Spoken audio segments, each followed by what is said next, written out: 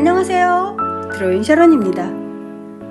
오늘은 펜으로 스케치를 하고 나서 채색을 하고 싶은데, 그러면 내가 펜으로 어디까지 그림을 그려야 될까, 이런 거 한 번쯤 고민해 보시지 않았을까요? 저는 가끔 고민을 하기도 하고 그릴 때마다 생각을 해보기도 합니다. 이게 아주 애매한데, 내가 만약에 하늘만 채색을 하고 싶다, 그림의 포인트를 하늘에만 색으로 포인트를 넣고 싶다, 이럴 때는 집이나 저기 보이는 나무나 이런 것들이 펜으로 펜선이 어느 정도 지나가 주면서 설명이 좀 되어야 되겠죠. 채색을 하늘만 할 건데 밑에도 그냥 라인만 그냥 달랑 그려놨을 때 뭔가 좀 허전한데 이렇게 느낄 수 있잖아요. 그래서 그럴 때는 조금 더 디테일하게 집이나 나무나 또 저런 풀 이런 것들에 명암을 주고 설명을 해주면 좋을 것 같고요. 그 다음에 전체적으로 10개 스케치를 한 후에 채색이 하고 싶다, 그럴 때 음영을 조금 살리면서 하겠다, 그러면 내가 어느 부분을 어둡게 해줘야 될지, 또 어느 부분을 밝게 놔두어야 할지 하다 보면 잊어버리는 수도 있거든요. 또 색깔 컬러에 너무 집중하시다 보면 밝고 어두운 게 뒤바뀔 수도 있고, 나무는 왼쪽에다 그늘을 주었는데 집은 오른쪽을 어둡게 했다, 그러면 당황하시겠죠? 그래서 그 당황하는 일을 줄이기 위해서 빗금으로 오른쪽이나 왼쪽에 그 명암을 어두운 곳을 표시를 해 놓으면 좋아요. 그래서 채색을 할 때 밝고 어두운 거를, 나는 이쪽은 그늘색을 넣어야 되겠다, 그러면 한쪽 방향 오른쪽이 어둡다, 그러면 전체적으로 오른쪽으로 통일을 해서 저렇게 저처럼 약간의 빗금을 나만 알 수 있게라도 표현을 해 놓으면 나중에 그 부분을 통일감 있게 어둡게 해줄 수가 있어요. 그런데 또 그렇다고 해서 사람의 성향에 따라서 물론 조금씩은 다르겠죠. 그런데 너무 채색을 하기 전에 디테일을 너무 많이 살려놔도 물감색에 묻혀서 거의 안 보일 확률이 높거든요. 그러니까 아웃라인하고 그 다음에 나무의 어떤 기본 형태 틀, 또 저 파라솔의 둥근 모양, 뭐 이런 것들은 펜으로 그리지만 채색을 할 경우에 지나치게 너무 디테일을 살리실 필요는 없다, 이렇게 말씀을 드려요. 나 그래도 꼭 할 거야, 그럼 뭐 하셔야죠, 뭐. 해보시던가요. 근데 한 번이라도 그 부분에 대해서 좀 고민이 되실 때는 어두운 부분, 밝은 부분 이렇게 가려서 명암을 기본적으로 조금 구분해 놓고 채색을 하시면 편안합니다. 네, 그걸 오늘 영상에서 말씀드리고 싶었어요. 그리고 제가 지금 집을 그릴 때 보면 제 영상에도 집 그리기가 있습니다만, 일단은 집의 밑변의 크기를 정해놓고 반을 나눠서 위에 지붕의 높이를 점을 찍어서 이렇게 지붕을 그리잖아요.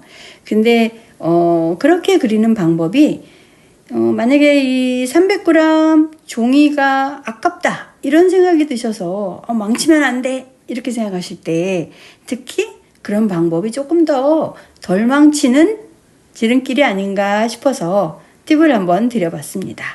자, 이제 이 정도로 저기 집을 스케치 했고요. 집 옆에 나무가 굉장히 예쁘고 아름들이 아주 크고 튼튼한 그런 나무인데, 이렇게 가장자리에 약간의 디테일도 살리면서 자, 이렇게 외곽의 형태를 뜨겠습니다.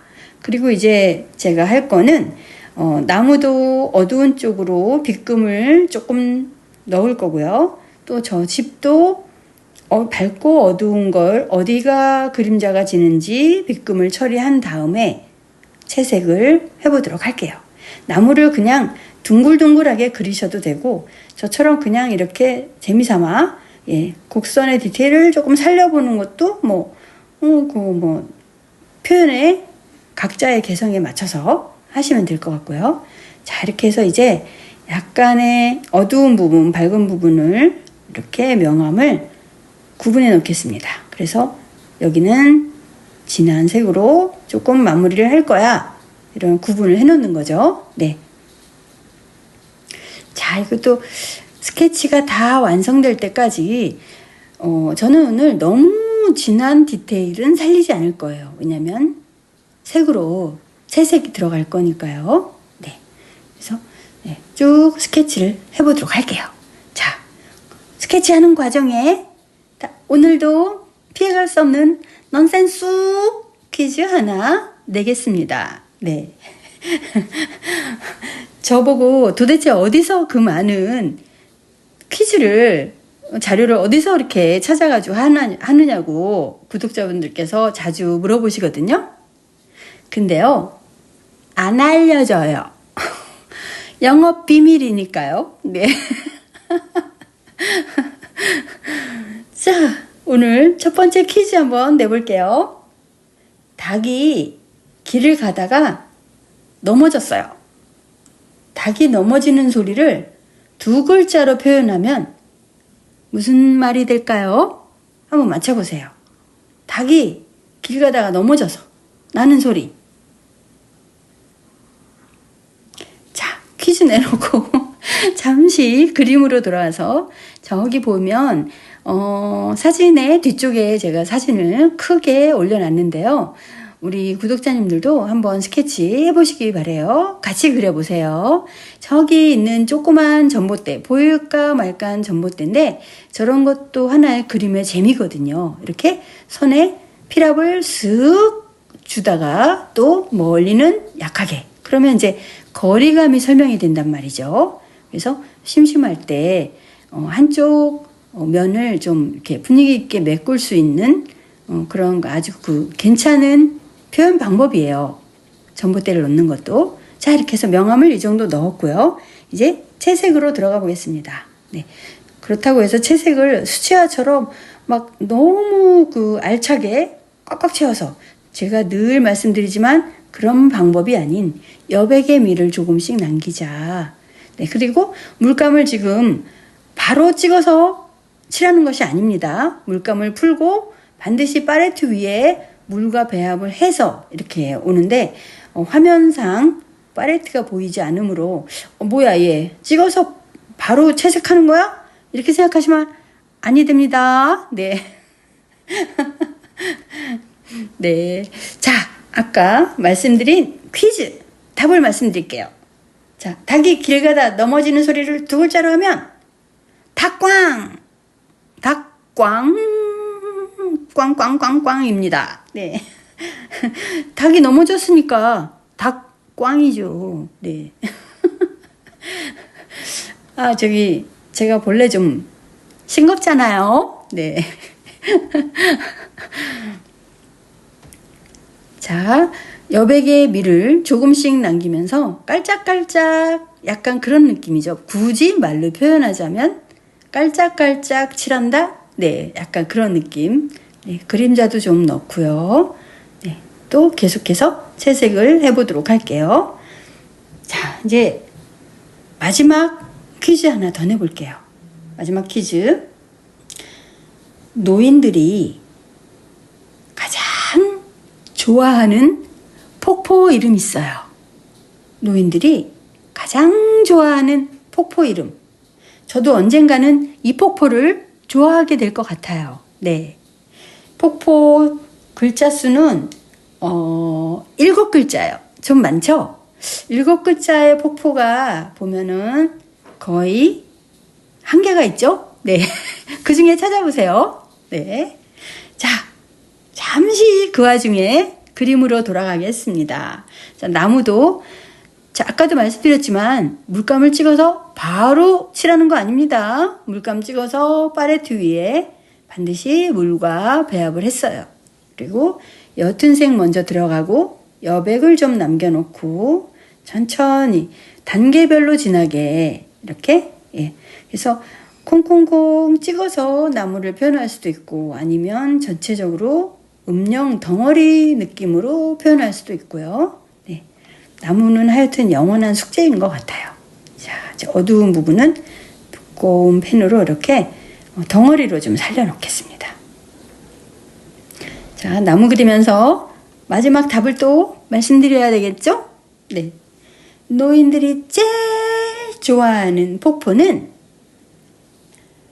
나이아가라 폭포입니다. 네. 넌센스! 언젠가 저도 그 폭포를 좋아하게 될 것만 같은.